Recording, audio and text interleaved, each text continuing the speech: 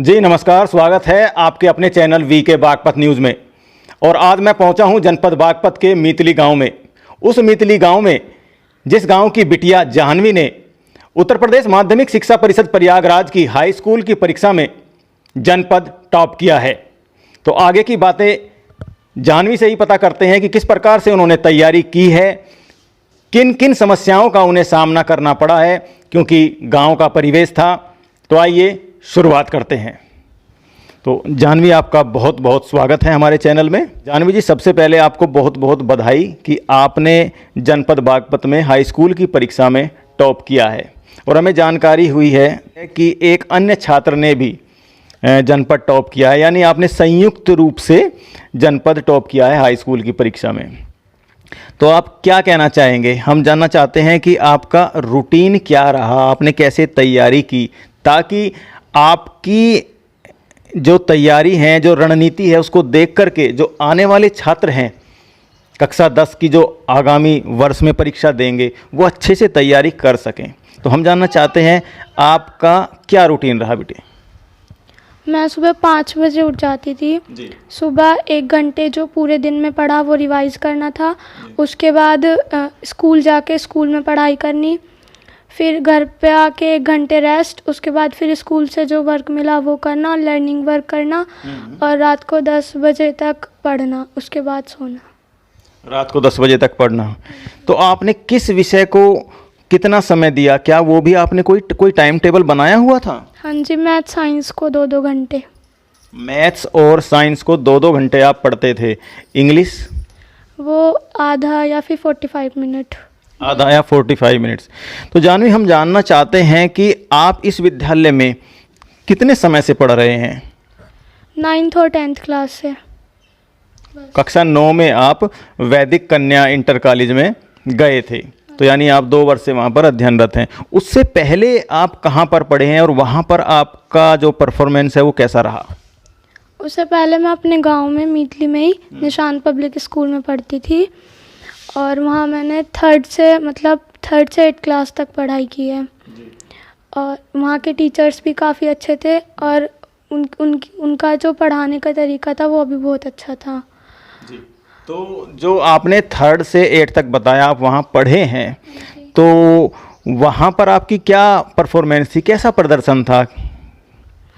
वहाँ पे मेरी क्लास में हमेशा फर्स्ट पोजीशन आती थी, और जो टीचर्स थे वहाँ के प्रिंसिपल सर, वो हमें मैथ्स पढ़ाते थे। उन्होंने हर क्वेश्चंस हमें बहुत अच्छे से समझाया था, तो उसकी वजह से हमेशा क्लास में ठीक रैंक आती थी, अच्छी। आपने बताया फर्स्ट आती थी हमेशा, तो यहाँ पर ये बड़ी बात है कि जो बड़ी सफलता, यानी जो जनपद स्तर पर जाह्नवी का नाम हाई स्कूल की परीक्षा में निकल कर आया है, वो कहीं ना कहीं उसकी नींव क्लास 3rd से ही रखनी शुरू हो गई थी। जो पूर्व में जिसकी ये छात्रा रही हैं, विद्यालय का नाम इन्होंने बताया है जाह्नवी ने, उसका इसमें ये स्पष्ट रूप से कह रही हैं कि वहाँ भी ये कक्षा 3 से और 8 तक प्रथम स्थान पर रही है, यानी कहीं ना कहीं शुरू से ही जो जाह्नवी है वो मेधावी छात्रा रही है। आइए आगे की बात करते हैं। तो जाह्नवी, हम जानना चाहते हैं कि आपने बताया कि रात को 10 बजे तक आप पढ़ते थे, तो बीच में कितना समय आप खेलने कूदने का खेलते भी थे या नहीं खेलते थे? हाँ जी, 1 घंटा साइकिल चलाते। 1 घंटा साइकिलिंग करते थे? नहीं, पूरा 1 घंटा नहीं, और भी गेम्स खेलते थे। और भी गेम्स खेलते। तो आपके शौक क्या क्या हैं? साइकिलिंग करते थे और क्या क्या? चेस भी खेलते हैं? जी। और साइकिल, बस।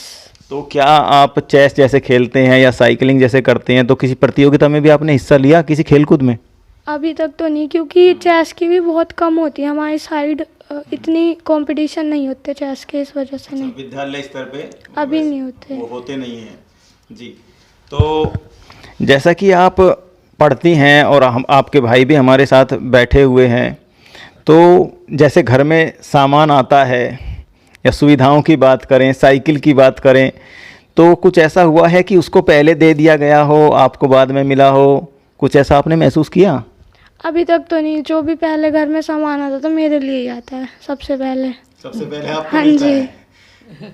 तो ये यहाँ पर बड़ी अच्छी सुकूनदायक बात सुनने को मिलती है, जैसा कि सरकार के द्वारा भी कहा जा रहा है कि बेटी बचाओ बेटी पढ़ाओ का, तो कहीं ना कहीं जो है माता पिता की जो है सोच वो यहाँ पर साफ साफ जो स्वस्थ मानसिकता है उसको यहाँ पे देखने को मिल रहा है। और बताया कि जो भी घर में चीज़ आती है पहले बिटिया को दी जाती है, तो कहीं ना कहीं यहाँ पर बहुत अच्छा पारिवारिक माहौल देखने को हमें मिल रहा है। आइए आगे की बात करते हैं।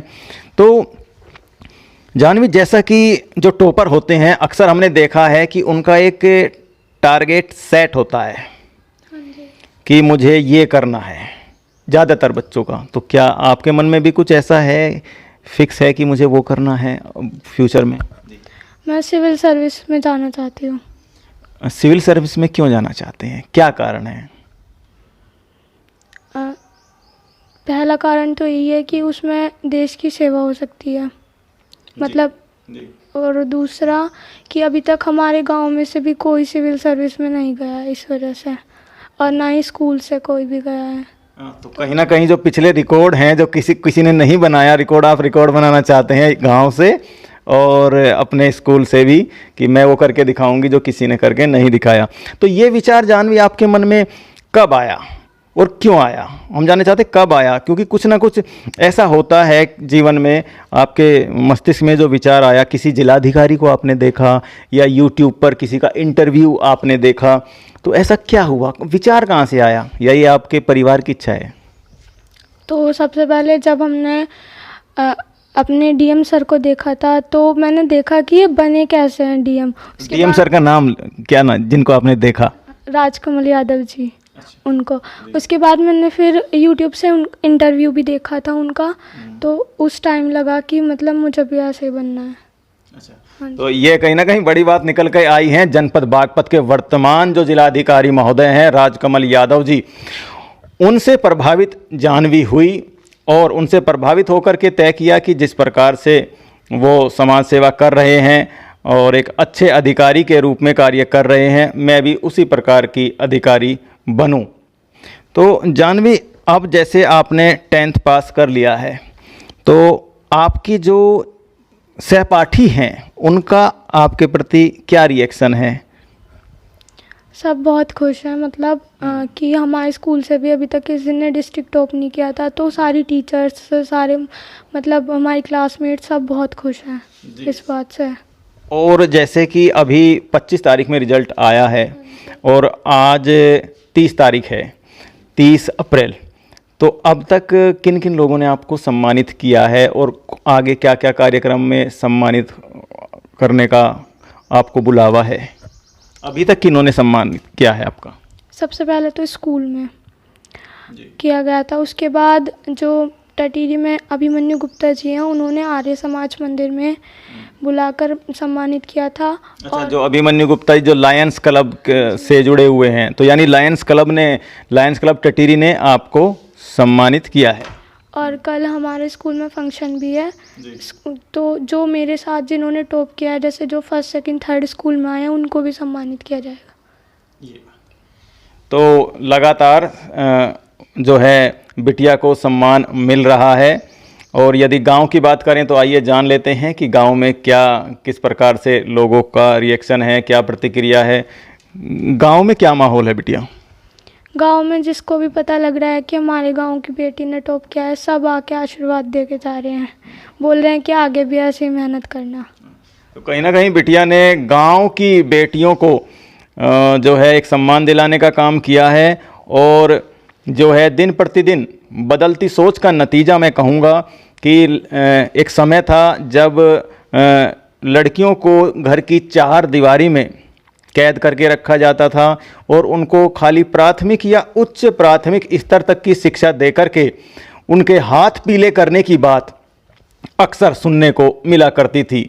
लेकिन वक्त बदला है, बेटियों ने अपनी प्रतिभा का लोहा मनवाया है और अब ज़्यादातर जो प्रतियोगी परीक्षाएं होती हैं, जैसे ही उनका परिणाम आता है तो बेटियां वहां पर विक्ट्री का साइन बनाए हुए अखबारों में छा जाती हैं और न्यूज़ में छा जाती हैं। तो कहीं ना कहीं लगातार बेटियों के द्वारा समाज में निरंतर उन्नति की जा रही है, जो कि समाज के लिए विकास का बहुत बड़ा संकेत कहेंगे।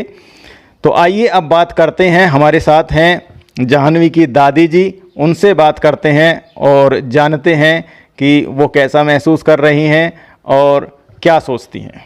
तो जैसा कि आपकी पोती है, तो उसने पूरा डिस्ट्रिक्ट टॉप किया है, तो क्या आपको लगता था कि बेटी कुछ ऐसा करेगी, कुछ आभास था? हाँ जी, लगा था। लगता था। हाँ, और ये बेटी करके पाली है, बेटी करके पाली है। मेरे बेटी नहीं है। अच्छा जी। मैंने बेटी करके पाली है, बड़े प्यार से। जी जी जी। अच्छा जी। ठीक ठीक ठीक। तो आप क्या संदेश देना चाहेंगी गांव को और समाज को, क्या मैसेज देना चाहेंगी? क्या मतलब क्या कहना चाहेंगी आप इस माइक के माध्यम से, हमारे माध्यम से क्या कहना चाहेंगी बेटियों के लिए, गांव की बेटियों के लिए, कि बेटियों के साथ कैसा क्या किया जाए? मैं तो अच्छा ही कर रही हूँ, और अच्छी सब बेटी के लिए करो जी। सब ऐसा ही करो जैसा मैं कर रही हूँ। प्यार से पाली है जैसे, ऐसे ही प्यार से सब बेटी को पालो, छाती लगा कर। जी। तो और अब हमारे साथ हैं जाह्नवी के बाबा जी, आइए उनसे बात करते हैं, उनका क्या कुछ कहना है जाह्नवी की इस बड़ी सफलता पर। जी सर, क्या कहना चाहेंगे? भाजी कहना क्या, ये सफलता तो सफलता ही है और बड़ी खुशी की बात है। समाज को क्या संदेश देना चाहेंगे? अक्सर देखा जाता है, आज के समय भी, वर्ष 2023 चल रहा है, एक समय था जब बेटियों के बारे में एक सोच हुआ करती थी कि उसको 5वीं तक पढ़ा दिया, 8वीं तक पढ़ा दिया, अब इसके हाथ पीले कर दो। तो अब धीरे धीरे समाज बदल रहा है, और उसकी जो समाज के बदलाव की जो बात है वो आप जैसे लोगों से होती है, जो बेटी को घर से बाहर 3-4 किलोमीटर एक ऑटो में अनुमति देते हैं वहाँ पर पढ़ने जाने की। तो कहीं ना कहीं आप बहुत अलग सोच के व्यक्ति हैं। तो क्या कहना चाहेंगे उन बेटियों के घर वालों से जिनके घर में बेटियां हैं? मैं तो बस उन्हें यूँ एक संदेश देना चाहूँगा कि भैया बेटी पढ़ाओ और बेटी बचाओ, और भाई तरक्की का चांस है लड़कियों को पढ़ाना। हाँ, क्योंकि कहीं ना कहीं अगर बिटिया शिक्षित होती है तो कहा जाता है कि वो जो है पूरा परिवार शिक्षित हो जाता है। अगर बेटा शिक्षित होता है तो केवल एक आदमी शिक्षित होता है। क्या ये बात सही है? मैं तो यूँ कहना चाहूँगा जी, अगर बेटी शिक्षित हो तो 2 परिवार शिक्षित हो जी।